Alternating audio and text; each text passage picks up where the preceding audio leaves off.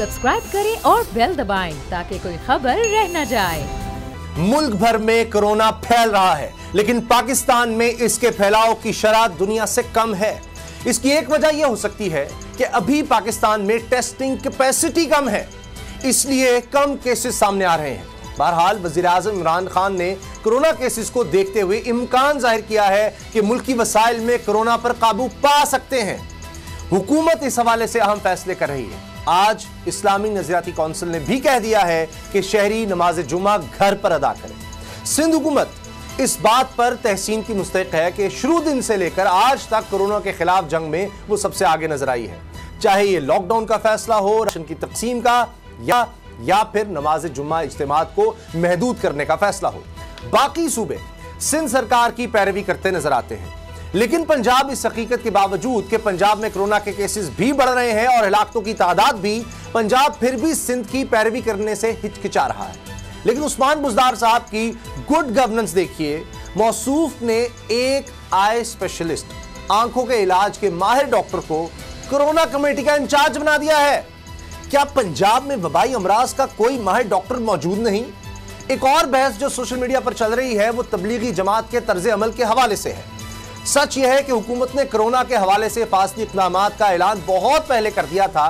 तबलीगी जमात को इन इक़दामात की रोशनी में अपना लाहे अमल तैयार करना चाहिए था, लेकिन अफसोस इस बात पर है कि ऐसा नहीं किया गया, जिसकी वजह से ना सिर्फ अब जमात पर सवाल उठ रहे हैं बल्कि आम शहरियों, नमाजियों के साथ साथ तबलीग के लिए जाने वालों की मुश्किलात और खतरात भी बढ़ गए हैं। ये यकीनन एक गफलत है, लेकिन इससे भी बड़ा सितम यह है कि गलती तस्लीम करने की बजाय इस गफलत की निशानदेही करने वालों को इस्लाम दुश्मन और दज्जाली मीडिया समेत न जाने क्या क्या खिताबात दिए जा रहे हैं। सवाल पूछने पर तबलीगी जमात वालों को क्यों यह महसूस हो रहा है कि इनकी किरदार कुशी की जा रही है? क्या यह तर्ज अमल दुरुस्त है? अगर गलत है तो मीडिया की रहनुमाई करें कि वो इस बारे में सवाल क्यों ना करे, या करे तो क्या? इसका जवाब भी लेंगे। बात करेंगे असद खरल साहब से, बाबू डोगर साहब से, कुछ खबरें इनके पास भी हैं, लेकिन पहले आज के हम डेवलपमेंट्स पर रिपोर्ट देखते हैं, फिर इस्लामी नजरियाती कौंसिल के हवाले से भी आपको कुछ दिखाएंगे। बाजार, मार्केटें, शॉपिंग मॉल्स सब कुछ बंद। स्कूल, कॉलेज, यूनिवर्सिटियां और मदरसे भी बंद। बसें बंद, ट्रेनें, जहाज और बहरी जहाज भी बंद। लोग घरों में बंद और सेहत के लिए फिक्रमंद। दुनिया में कोरोना वायरस से मुतासिर होने वालों की तादाद लाखों में पहुंच गई है। इटली, स्पेन, फ्रांस, बरतानिया और अमेरिका समेत हजारों अफराद वायरस की वजह से मौत के मुंह में चले गए हैं। पाकिस्तान की बात करें तो यहाँ भी कोरोना केसेस की तादाद मुसलसल बढ़ रही है, लेकिन अल्लाह का फजल ये है कि दुनिया के मुकाबले में ये शरह बहुत कम है। इसीलिए वज़ीर-ए-आज़म इमरान खान को यकीन है कि मौजूदा वसाइल से इस वबा को कंट्रोल कर लेंगे। जो ट्रैजेक्टरी बाकी मुल्कों में है, पाकिस्तान में वो ट्रैजेक्टरी नहीं है। हमारे अभी भी बड़ी जिस रेट पे कोरोना फैल रहा है वो इंशाल्लाह हमारे पास जो वसाइल अब तक है उस पर हम काबू पा लेंगे, लेकिन उसके साथ साथ जो बैलेंस करना है कि कौन सी इंडस्ट्री को हमने चलने देना है इस वक्त, तो वो इंडस्ट्रीज की लिस्ट तो बनाई हुई है कॉमर्स मिनिस्ट्री ने और इंडस्ट्री की मिनिस्ट्री ने कि कौन कौन सी इंडस्ट्रीज हैं जो चल सकती है जिसपे कम रिस्क है फैलने की। वफाक और सूबे इस वबा के खिलाफ एक पेज पर हैं। कोरोना पर काबू पाने के लिए लॉकडाउन में 14 अप्रैल तक तोसी कर दी गई है। सिंध में जुम्मे के इज्तिमात को महदूद करने के लिए 12 से 3 बजे तक लॉकडाउन में सख्ती की जाएगी। बिजली और गैस के बिल 3 महीने तक अदा न करने की सहूलत दी गई है। गरीबों तक इमदाद और राशन पहुँचाने के लिए टाइगर फोर्स का क्याम हो या फिर कोरोना रिलीफ फंड, बड़े कारोबारी हजरात इस कार्य खैर में बढ़ चढ़कर एहतियात दे रहे हैं।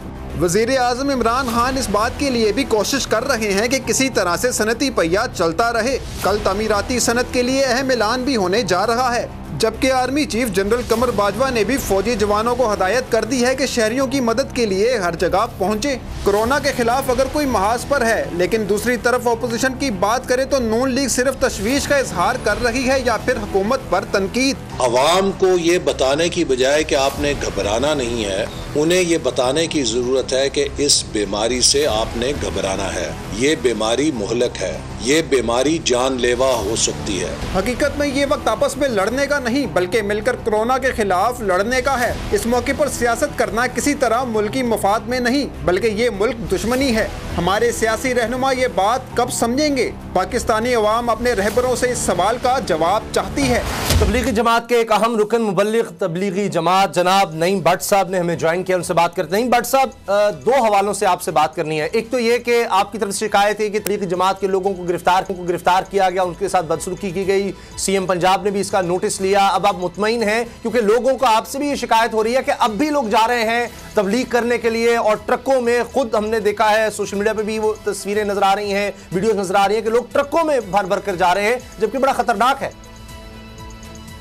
जी बिस्मिल्लाहिर्रहमानिर्रहीम। ये वीडियो जो ट्रकों वाली हैं ये तो मेरे ख्याल कोई 8 दिन पहले की हैं, ये खत्म हो चुकी है बात। ये तो जमातों की नहीं थी, ये तो कराची से जब लॉकडाउन शुरू हुआ तो वहां से लोग निकले थे, ये मुझे कराची वालों ने भेजी थी, अभी तक वही चल रही है। अब खैर ये मीडिया इस पे अपडेट शायद नहीं है, ये तो बहुत पुरानी बात है। और जमातों का जहां तक ताल्लुक है, जमातें तो सारी जो सिर्फ वो रह गई हैं जो अपने किसी मस्जिदों में फंसे हुए हैं, वहां से जो कोई ट्रांसपोर्ट का बंदोबस्त नहीं हो सकता जी। वो रह गई, बाकी सब जमातें तो खत्म हो गई। अच्छा। और जो कुछ रह गए बैरून वाले जो लोग रह गए जो बाहर मुल्कों से आए हुए थे, उनको यहीं पे क्वारंटाइन कर दिया गया है। और जमातें तो कोई नहीं है सिवाय इसके कि वो जो मस्जिदों में फंसे रह गए, उनके लिए मैंने आज दरखास्त की है। अच्छा। हुकूमत से भी कहा है कि भाई इनके लिए को प्रॉपर इंतजाम करें, कोई सवारियों का, ताकि अपने घरों को जा सके। दुरुस्त। लेकिन मैं जो वीडियो दिखा रहा हूँ ना नईम साहब, आपकी बात दुरुस्त होगी, मगर वो आज की है, इस्लामाबाद टोल प्लाजा की है और वो लोग मुल्तान से आ रहे थे।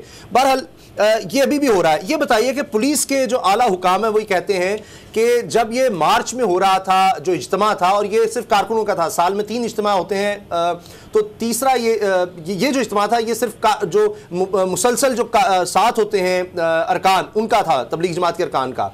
तो ये लोग पहले से जमा हो गए हुए थे और उसके बाद चले गए। बेहतर नहीं था कि ये तबलीग पर ना निकलते जब पता लग गया था कि कोरोना फैल रहा है?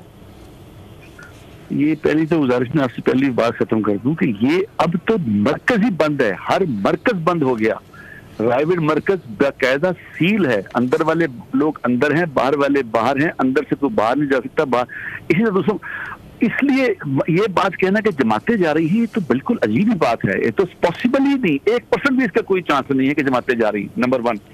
नंबर 2, ये जैसे वो कहा जा रहा है कि साल में हमारे 2 बड़े इज्तिमा होते हैं, ये होना था, ये पिछले 6 महीने से तय होता है, वो होना था।